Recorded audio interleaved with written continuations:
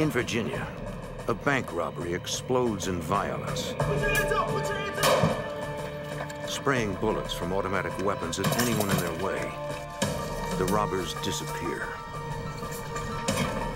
With no reliable witnesses, the police and the FBI have to decipher fragmented evidence to identify the shooters and then bring them to justice.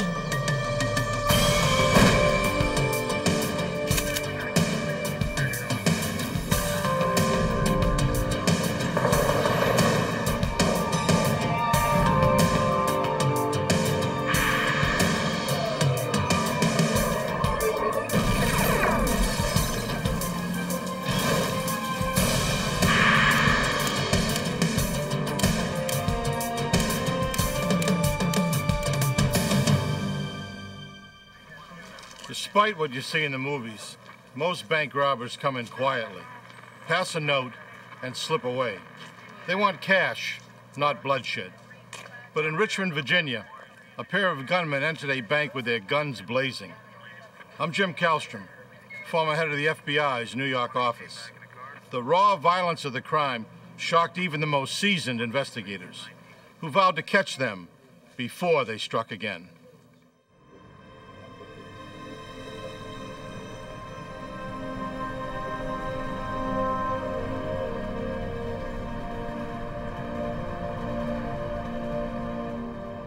Throughout the 1990s, Richmond, Virginia averaged about 10 bank robberies a year.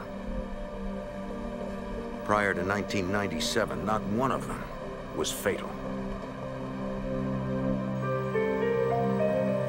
On the morning of January 30th, 1997, the employees of a small bank on the east end of the city began the day's business.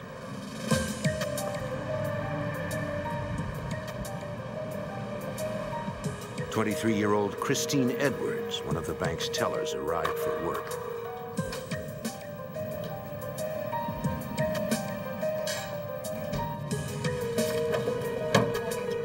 Her colleague, 21-year-old Tracy Freeman, was already there.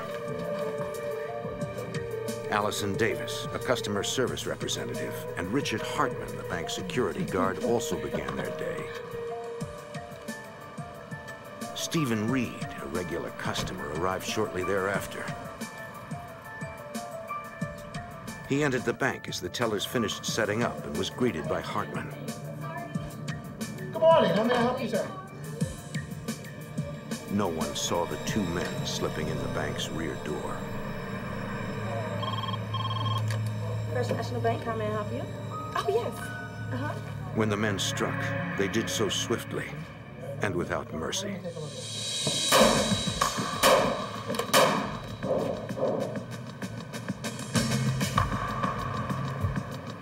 "80 yards away, Richmond police officers Michael Webb and Dave Martin were at a convenience store getting coffee for their morning shift. Hey! Something's happening to the bank. Where? I heard gunshots in the bank. The bank. About a block bank down? right up the street. Excuse me, back up. As the officers responded, Richmond Dispatch ordered backup units to the scene. 16 respond. 929, 116. At the rear of the bank, the officers spotted a security guard lying in the parking lot. The bank, man down. Looked like he's been shot. We're going to the front now.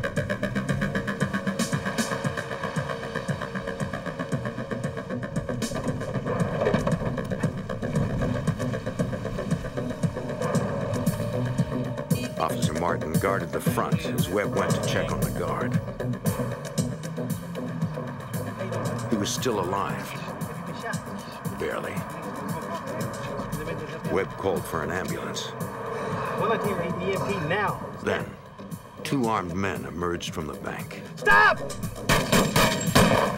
119-10-5 to 119W. Shot. Going all right. Shots are being fired, units.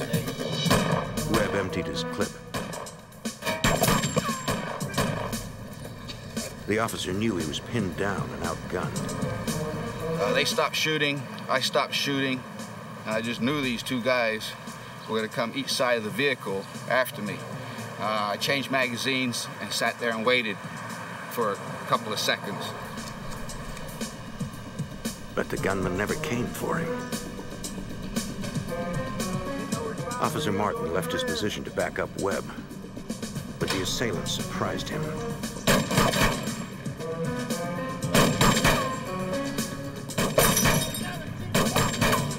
With only a service weapon, Martin was outgunned, which allowed the robbers to get away from him.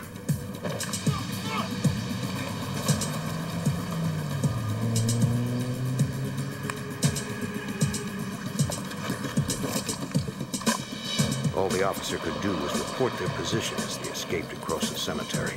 Got a black male running with black jacket toward Divertown Road. 2 men.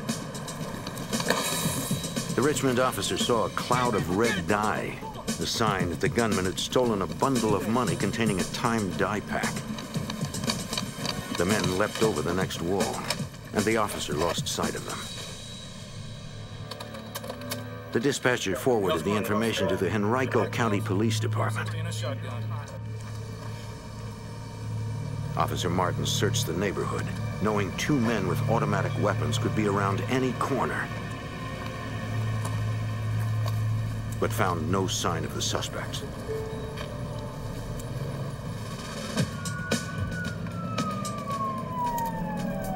.233 radio.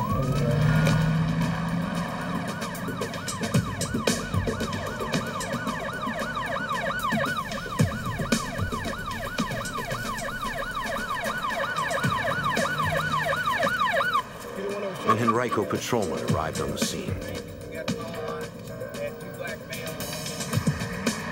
EMTs arrived. They tended to the wounded guard outside. Richmond police entered the building.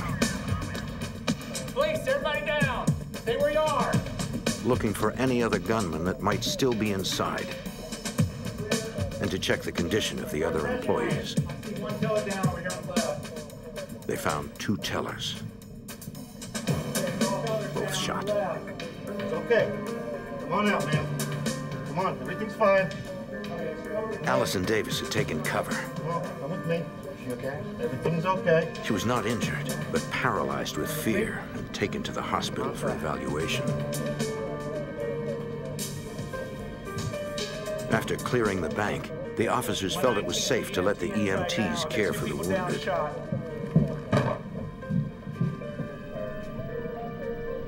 For teller Christine Edwards, it was too late.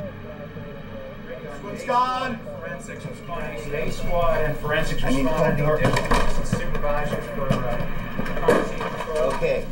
Tell me where it hurts. Tracy Freeman, in severe shock and bleeding heavily, was stabilized and rushed to the hospital. All right. Along with Richard Hartman, the security guard.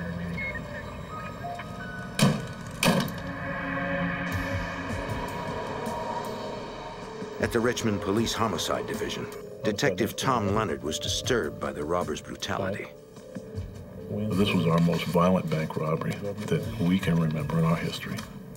So our fear was they were in the neighborhood and we needed to get them off the streets. Leonard headed to the bank. Officers collected items dropped by the robbers when they fled, including a Lorson 380 semi-automatic handgun and the clip to a Tech 9, another semi-automatic weapon. A K-9 officer with a tracking dog began searching for the suspects. The dog followed a scent through the cemetery.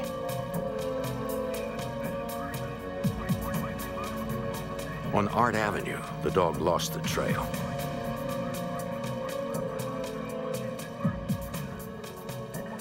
Henrico and Richmond police canvassed the neighborhood, asking the residents if they had seen any strange men fleeing the area. Rita? But no one saw anything suspicious. Detective Leonard arrived at the crime scene with an evidence technician.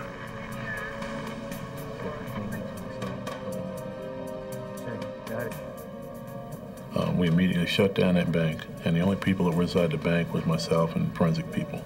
So as we went through the bank looking for forensics evidence that we could pick up and look at, we found a lot of spent shell casings which were fired. We had some that were unfired. Those shells were 9mm, likely used in the Tech 9. Behind the teller's counter, investigators found a backpack, apparently left by the robbers. Inside was a piece of green tablecloth, a bottle of charcoal lighter fluid, a box of matches, and a note reading, "Please wait 5 minutes." We couldn't figure out what that was all about.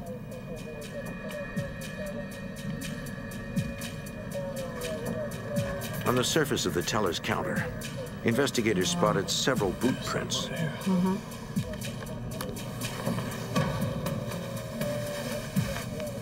They preserved each print with tape, which they would later compare with footwear collected from potential suspects.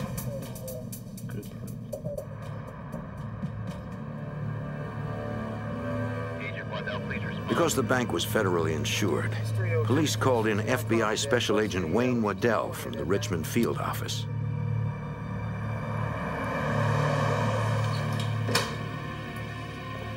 Let's go ahead and see what we can get on this, Tom. At the bank, he and Detective Leonard checked a videotape that had recorded several surveillance cameras simultaneously.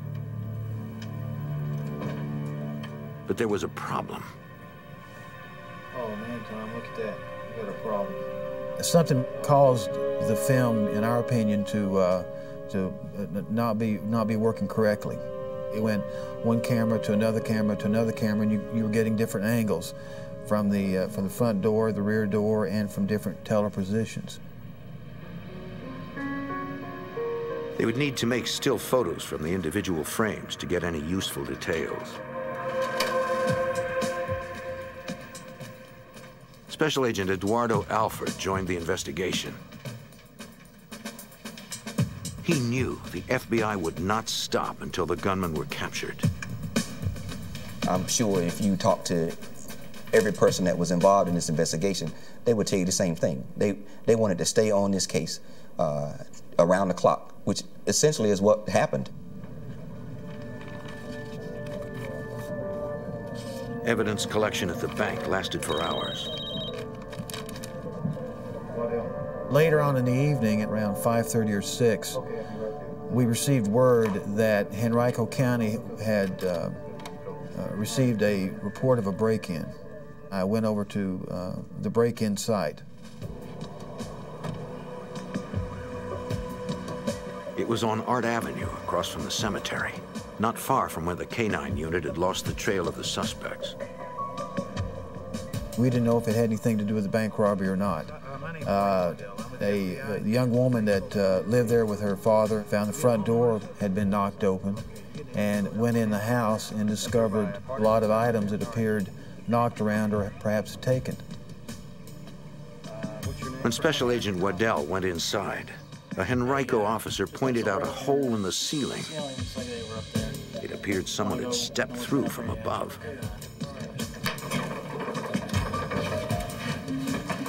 Feared someone might be hiding in the attic.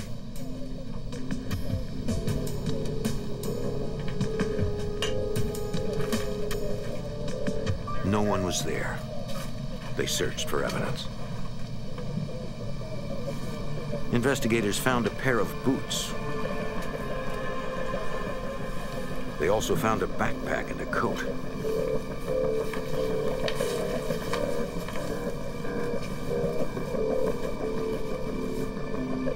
Inside was another note reading, "Please wait 5 minutes." They also found another green tablecloth. Red dye, like that used in bank dye packs, covered many of the items. So we absolutely felt that there was a connection between the house break-in and the bank robbery. But they didn't know how the two crimes were related. We had no idea why the bank robbers would come to that house. Was it an opportune moment? Did they know someone there? Was there something that drew them there? Was it happenstance? We had no idea. We interviewed the owner and his daughter and the daughter's boyfriend. And you interview these people because what are these bank robbers, what are these suspects doing in your house? And we're trying to find, is there a link or is there not a link? Diamond brown. The residents were equally confused. They reported that whoever broke into the house stole some men's clothing, suits and jackets. During questioning, the boyfriend acted nervous and claimed he had no information to add. About what time did you get here? At the hospital, a Richmond detective sought out the wounded victims who could provide eyewitness accounts. Yes, ma'am. But he was unable to see anyone. The two wounded survivors were still in surgery and could not be interviewed. Alison Davis, the customer representative who had escaped injury under her desk, was so distraught she had to be heavily sedated.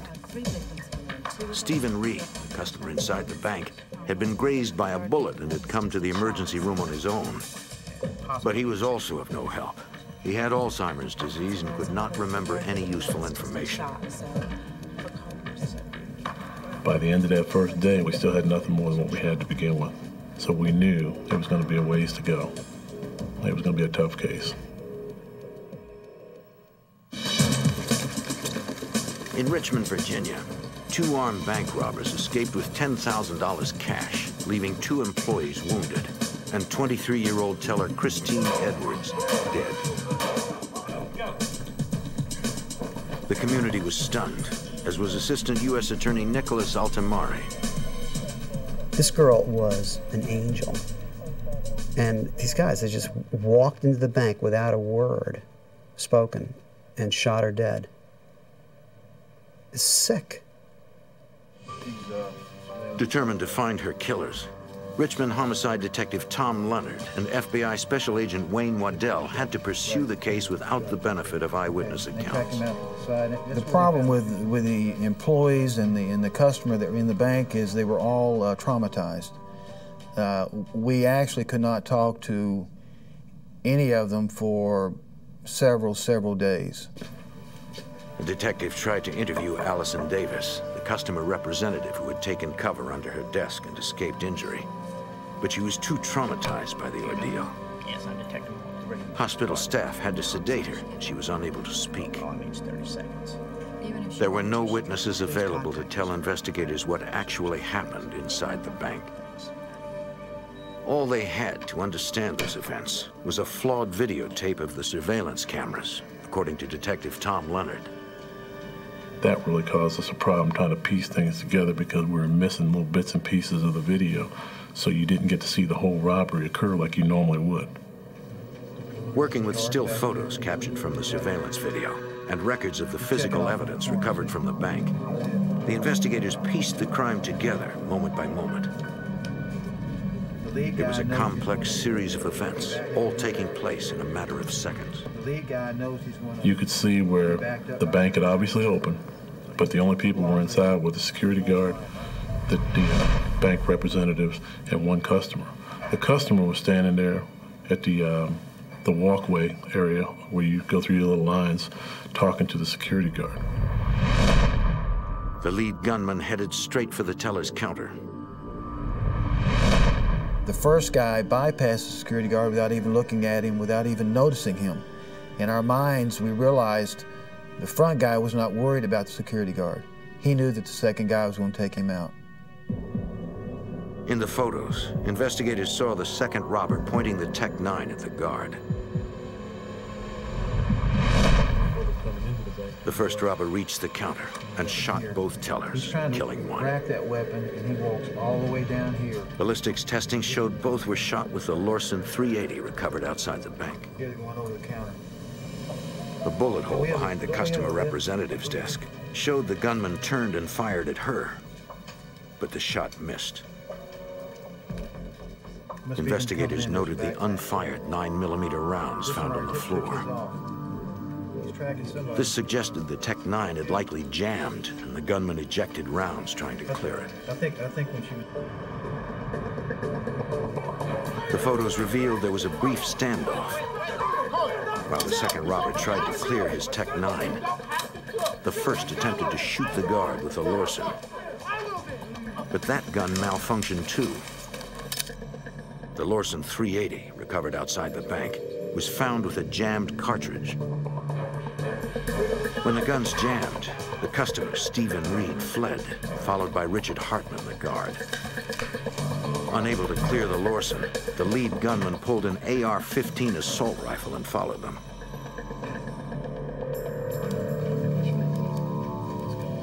Spent shell casings and bullet strikes found outside supported witness statements as to what had happened next in the bank's drive-thru. One witness saw a gunman chasing the fleeing customer.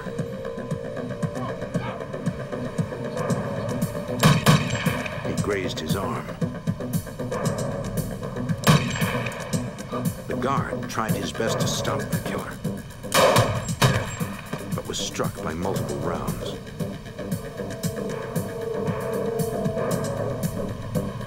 The gunman returned inside. Hartman was still alive.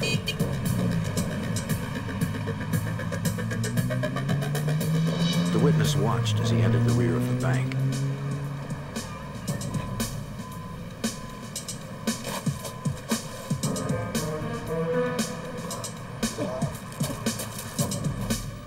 He pulls open that back door, the wooden door, right? Investigators realized Hartman had risked his life trying to draw the robbers out.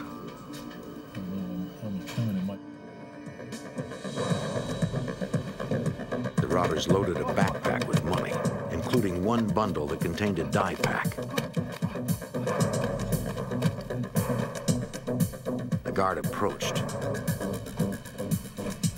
fired, but missed.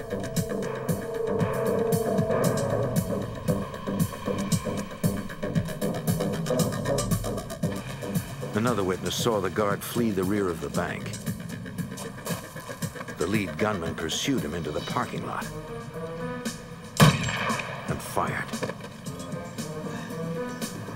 The final shot to the temple permanently blinded Richard Hartman.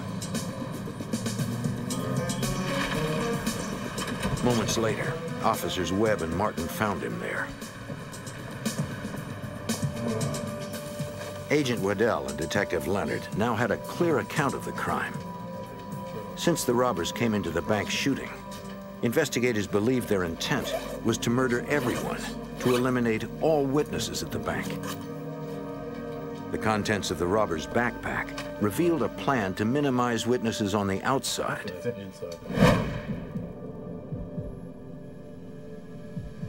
The tablecloths and the note were, I think, to be put over the doors to ward off anyone coming up to the bank. Give us 5 minutes, we're still cleaning. Give us 5 minutes, we're not ready to open up yet. Something like that. With the bank to themselves, the robbers could take their time. The piece of evidence that disturbed investigators the most was the lighter fluid. They believed the robbers were planning to use it to set the bank on fire as they left.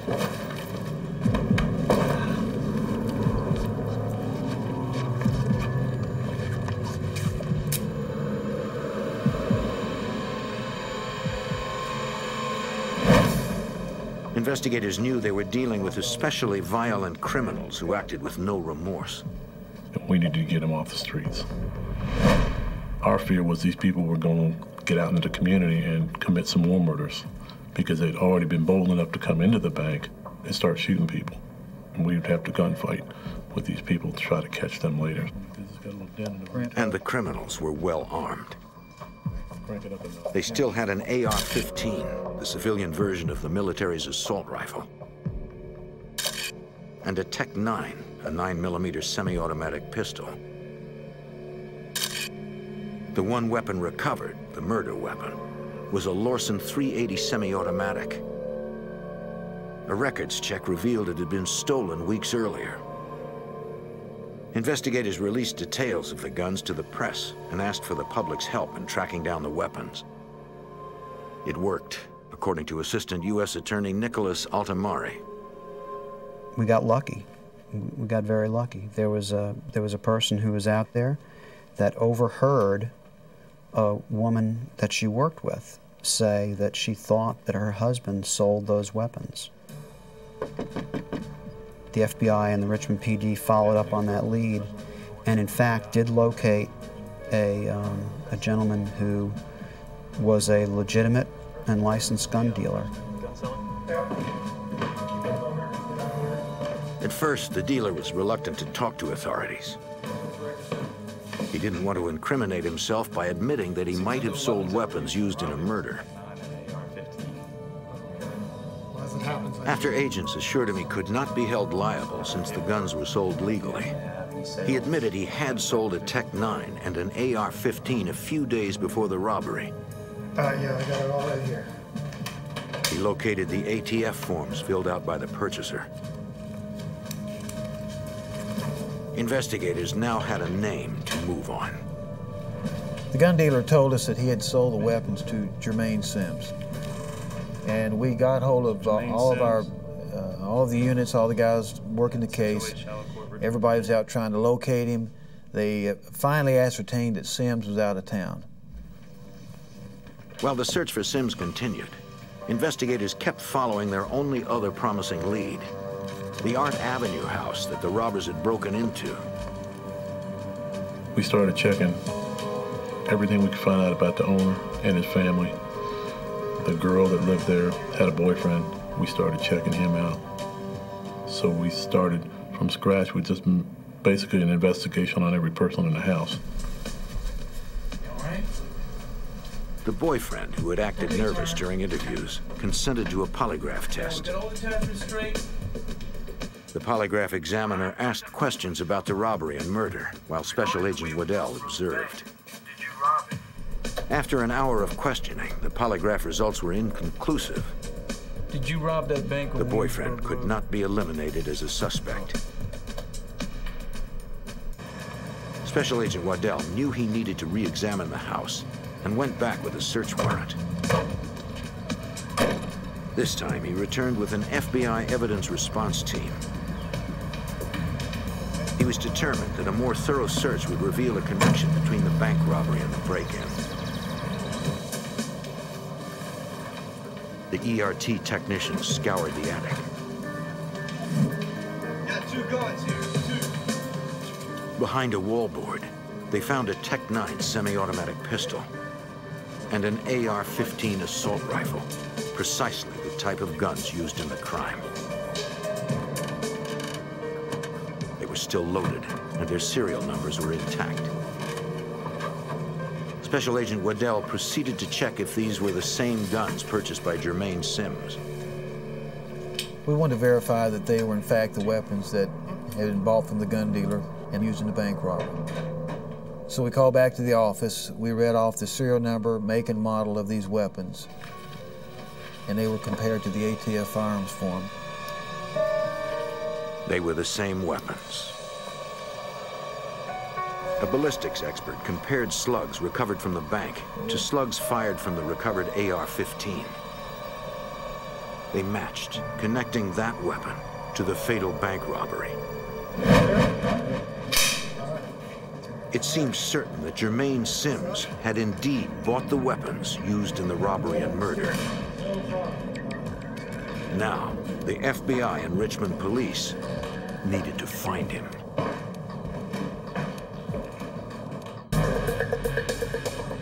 In Richmond, federal agents determined two weapons used in a deadly bank robbery were purchased by a man named Jermaine Sims. Agents could not find Sims, but a background check revealed he was receiving government assistance. They followed up on that lead. At the Social Services office, an administrator confirmed that Sims regularly came in to pick up food stamps. She flagged his name on their computers and agreed to page the FBI the next time the suspect showed up. First name. Afternoon, ma'am. Special Agent Thorson. Agents went to the address listed on the ATF form and spoke to Sims' mother. She hadn't seen her son since she kicked him out the previous week.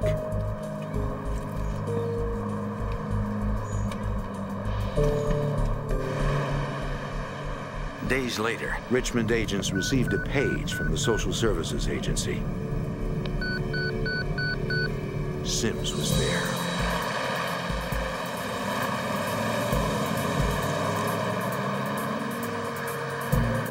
Okay, whatever. It's just a matter of pulling your check up. The administrator stalled Sims until the agents arrived. They hoped he didn't suspect anything.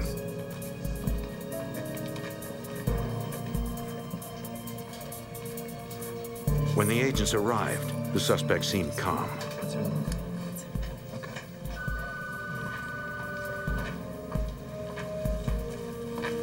Excuse me, sir. Special Agents FBI. I need you to come with me. They asked Sims to come in for questioning. Reluctantly, he agreed. Clear. Go ahead and thank her for me. They took him to a nearby police station where investigators tried to get him to talk about the guns. But interviewing the suspect was no easy task, according to Assistant U.S. Attorney Nicholas Altamari. Sims was a difficult person to deal with. He was a person who was filled with hate and hostility. He didn't want to be there. He didn't want to certainly cooperate with us. We were dragging bits and bits of information out of him, and he was really only providing us information that we already knew. We were having a lot of trouble bringing him to the table, so to speak. Sims denied any involvement in the crime, stating he was at his girlfriend's apartment at the time of the robbery. Who lives there with him? Over several hours, Altamari kept pressuring him until finally Sims admitted he had bought the AR-15 and the Tech-9 with the intent to sell them later for a profit. He said he stashed the weapons at a friend's house, a man named Ra, but claimed he couldn't remember the address. That street called Main Street. Instead, he gave directions. Now, who else is this guy Ra? The interview continued while Special Agent Wayne Waddell tried to confirm Sims' story. Sims told us where this house was located and described the house to us. We went to the locations. We could not find the house. Determined, Altamari confronted Sims with his deception. Do you think you're dealing with a bunch of amateurs here? But Sims maintained his story that he still knew nothing about the bank robbery. You've already told me that. By then, authorities had located Sims' girlfriend, who supported his alibi. But investigators had strong evidence connecting him to the crime. You're going to jail for the rest of your life. He was informed that he was under arrest for bank robbery.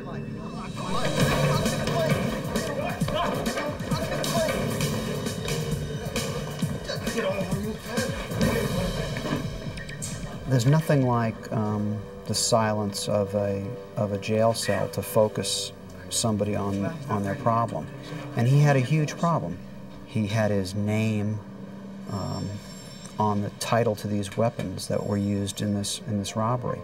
And we thought that if we gave him a little time to think for himself, that he would eventually come to the conclusion that it was in his best interest to cooperate with us. After a week of incarceration and repeated interviews, Sims decided to talk. Now, tell me about the guns. He said after he bought the guns, he left them with two friends, Rashid Jones and LaFawn Bobbitt. He still denied having any involvement in the robbery, but investigators continued to work on him. He admitted that, that of course he knew that they had robbed the bank. He still claimed that he was surprised that they had used his guns to do it, and expressed his outrage that they would have done this to him and gotten him involved. Sims said that after the robbery, Bobbitt and Jones came to his apartment wearing clothes he had never seen them in before. They told him about the botched robbery, the gunfight, and their escape. They explained that they had broken into the house on Art Avenue, choosing it at random. They stole some clothes and stashed their guns behind the wallboard in the attic.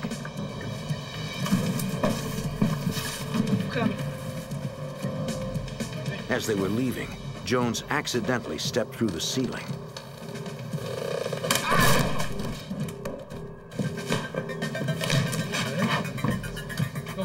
They then slipped out, avoiding the patrolling officers.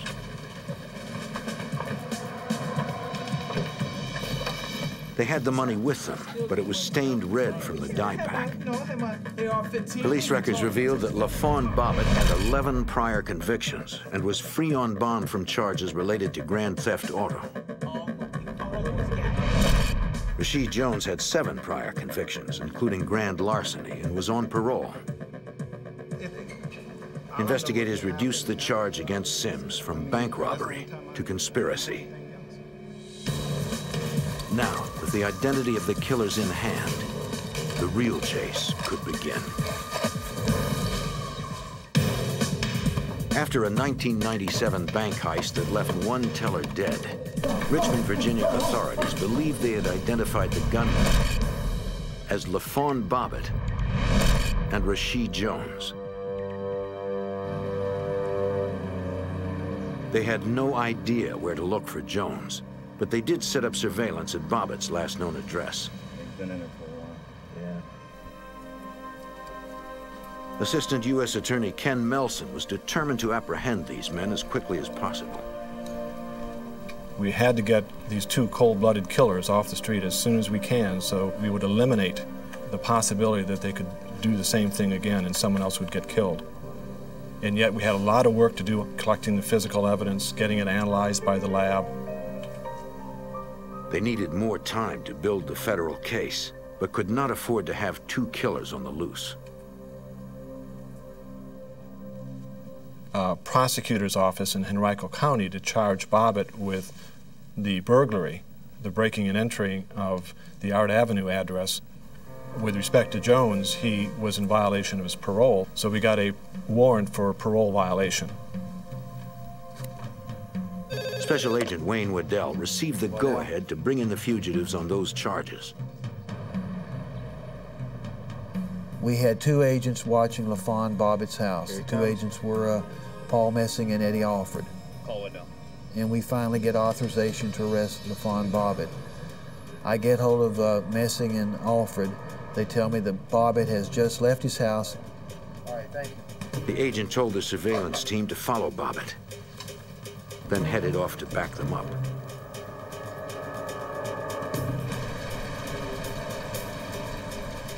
The agents followed the suspect into town, where he boarded a bus.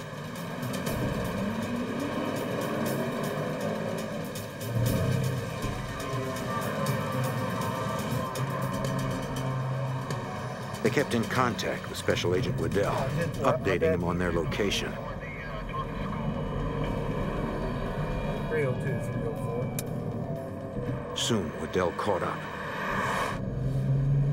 They decided to arrest Bobbitt at the next bus stop. Bus is right in front of me. All right, 10-4, I'm getting ready to come around you right now.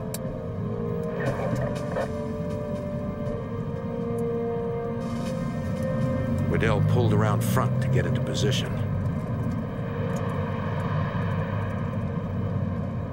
The other agents pulled in behind.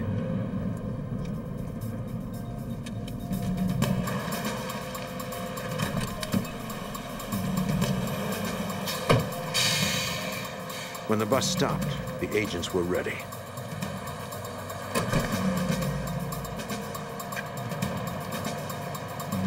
Come on, Bob, if you're under arrest for parole violation, put your hands up. Within moments, suspect LaFawn Bobbitt was in custody. Investigators executed a search warrant on Bobbitt's home. In his bedroom, they discovered a manual for a .380 Lorson pistol, the same model used in the murder. They also found several spent .380 shells. For FBI Special Agent Eduardo Alford, this circumstantial evidence suggested it was Bobbitt who fired the fatal shot. It was actually the weapon that one of the tellers was killed with. Finding that shell casing was very helpful as far as determining which one of the subjects or suspects might have had possession of this weapon on this particular day. The FBI lab identified Bobbitt's fingerprints on items left at the bank by the robbers. The first evidence directly linking him to the crime. Technicians at the FBI's Question Documents Unit compared the boot impressions found at the bank with boots recovered from the Art Avenue house and from Bobbitt's home. One of the latent footwear impressions was consistent with a boot that was left at the Art Avenue address. Another latent was found to be consistent with a boot found at Bobbitt's house at a later search. And so that circumstantially, again, not conclusively, but circumstantially placed Bobbitt and his apparel in that bank. The boots found in the attic likely belonged to Bobbitt's alleged partner in the crime, Rashid Jones. Federal prosecutors now charged LaFawn Bobbitt with the bank robbery and murder, but investigators still needed to find Rashid Jones. 3 months after the crime, authorities received a tip from a store clerk. He reported a customer had attempted to pay with dye-stained bills. The clerk refused to accept them. Mr. Jones had been in that particular area in the south end of Richmond trying to exchange some of this money. So the Fugitive Task Force pieced that information together, and they were really able to hone in on that particular area based on the proximity of this particular merchant store.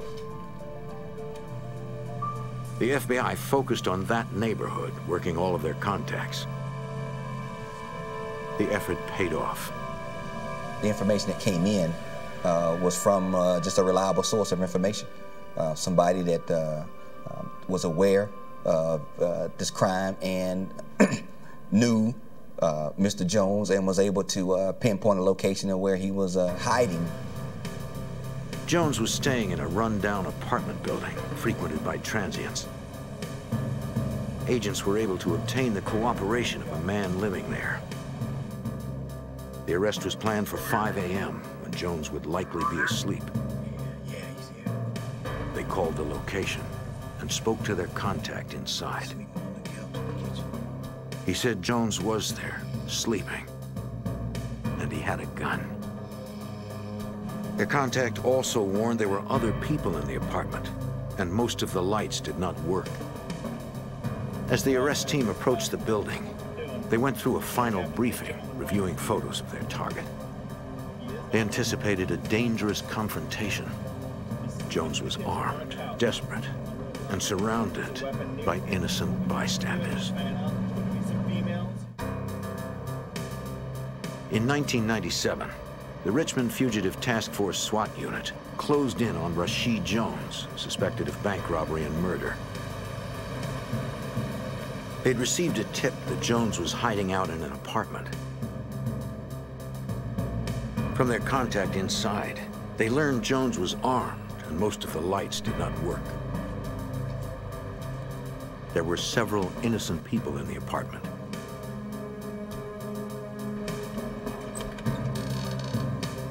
The building was dark and foreign, complicating an already difficult challenge in which SWAT had to take down an armed fugitive while protecting innocent bystanders.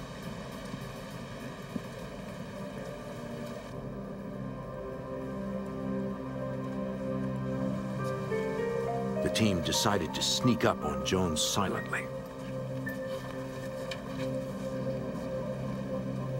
They hoped he had not been tipped off.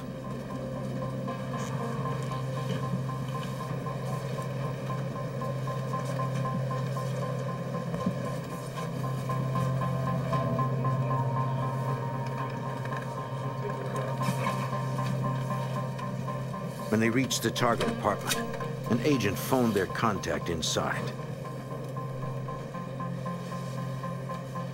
FBI, we're here. The contact was escorted out of the building.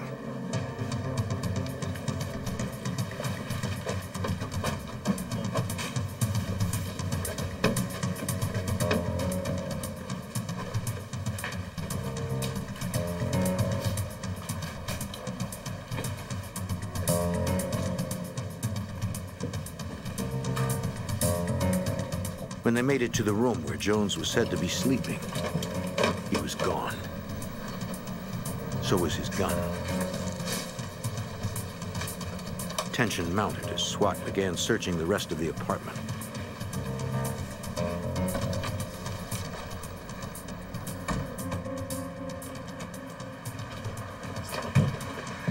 Get your hands up, man. Get your hands up.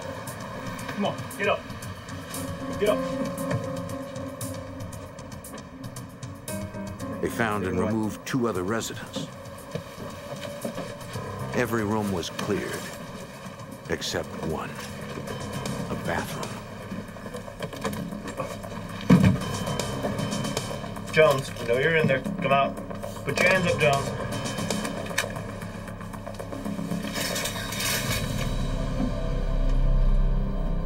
That's him. Let's go.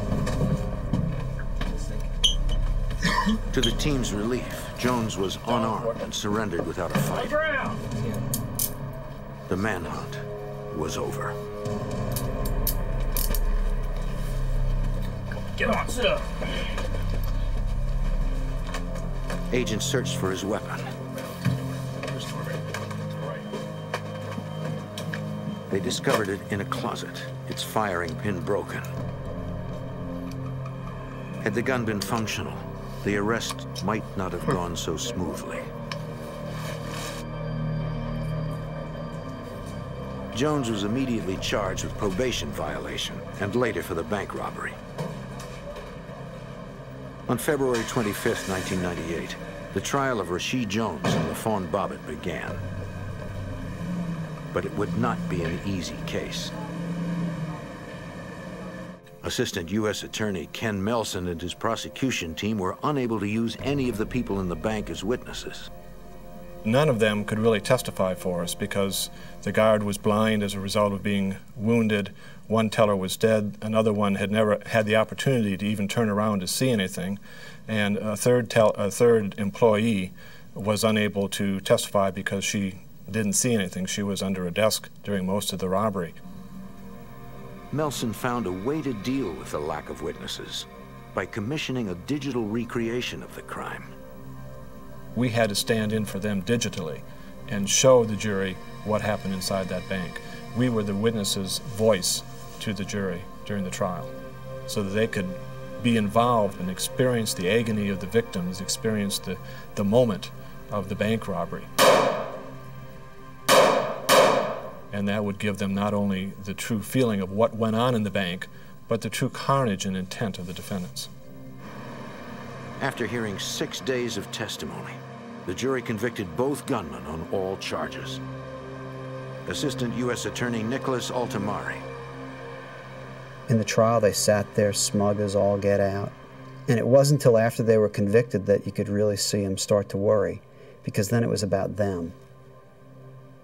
Then they were worried. Bobbitt and Jones were each sentenced to life in prison without the possibility of parole. Jermaine Sims, who purchased 2 of the weapons used in the robbery, was convicted on conspiracy, accessory before the fact of murder, and several weapons violations. He, too, was sentenced to life without the possibility of parole.